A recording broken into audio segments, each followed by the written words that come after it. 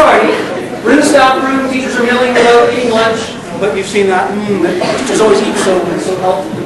And they're talking about the memo that's tacked up on the bulletin board from the principal. Hey, Raj, check this out. Principal Skinner is buying our school a smartboard.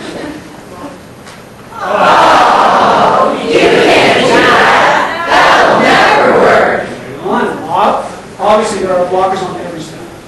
Fantastic! Esmeralda had one in your classroom last year when she was at Utopia Elementary in Shelbyville. Let's see. How does this thing work anyways? Well, let's get in touch with them and set up a training workshop after school on Monday. Okay, I can do that. Let's get started. I might try in my geography class to help the kids get excited about the world of maps. Oh, you can't do that. That'll never work. Dad, I think you need to work on that back. Smartboard, eh? Let's see. How does this thing work anyways? Hey, besides the workshop that Az will put on, a student teacher from Nipissing is going to be here next week on placement in Abdul's class. Oh yeah, that Johnny Del Bravo guy.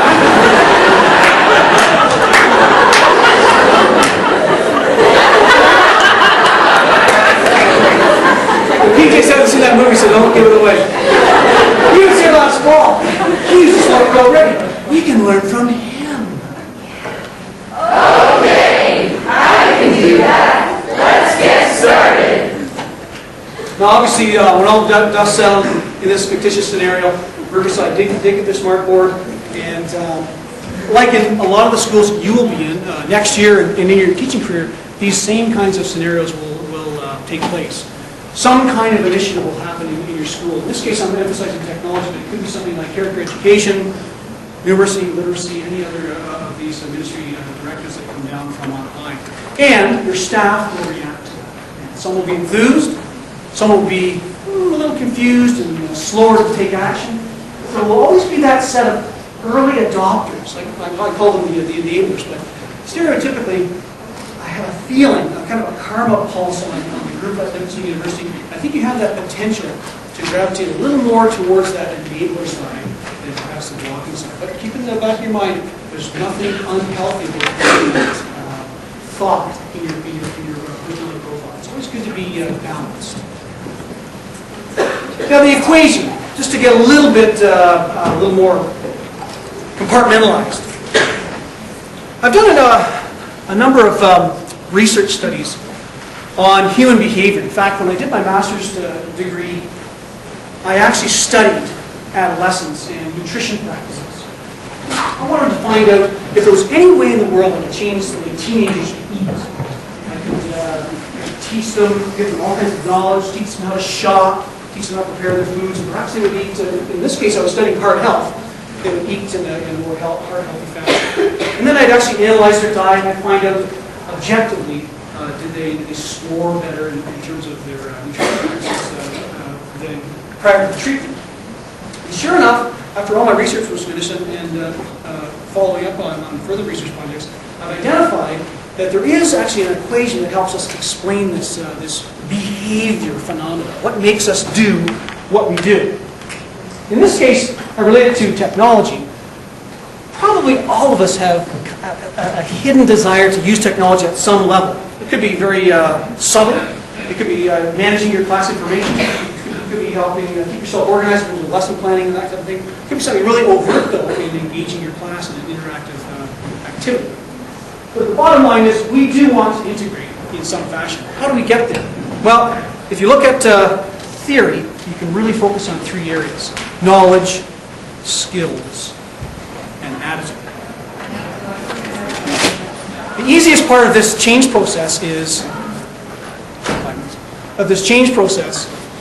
to change your knowledge and skill. I can teach you those entities and modify what you're capable of doing. But the hardest part is to change your attitude because they're really cemented. They're very solidified, so to speak. The older you get, the harder it is to mobilize change. Well, the only way we can change the way that you approach something from a belief point of view is through experience. Some kind of a hands-on, applied, interactive experience where you can test drive technology and actually say to yourself, hey, this actually is a useful resource in my classroom. Or, on the other side of the spectrum, this is not practical for my classroom. I think I'm going to go back to the grassroots techniques of non-technology. Test driving technology is a way to modify this attitudinal component that we're talking about. Let's skip through a couple of these slides. I do want to finish off. I only have a couple of minutes left to go.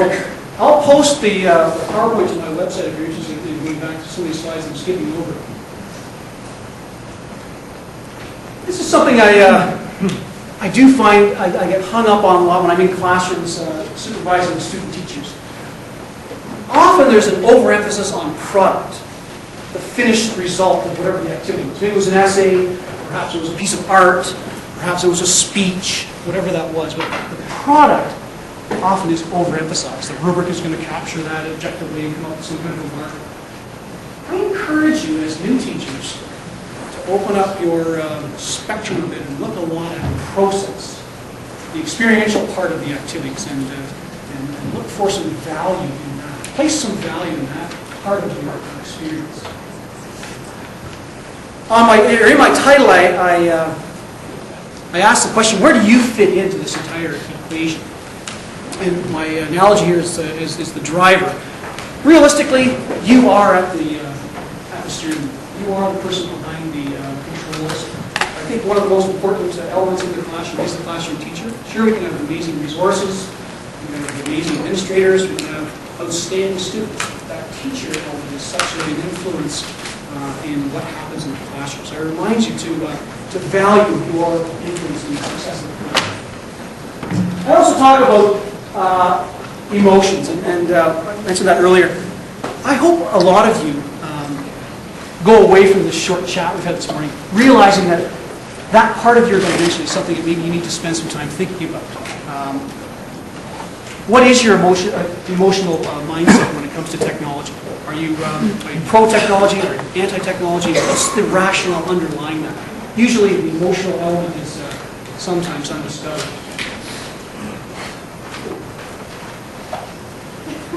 Okay, I can do that. Let's get started. And to finish off my thoughts here, I hope that you'll consider the important questions as you go through this technology experience, not only this year as a pre-service teacher, but also as a new teacher when you get started.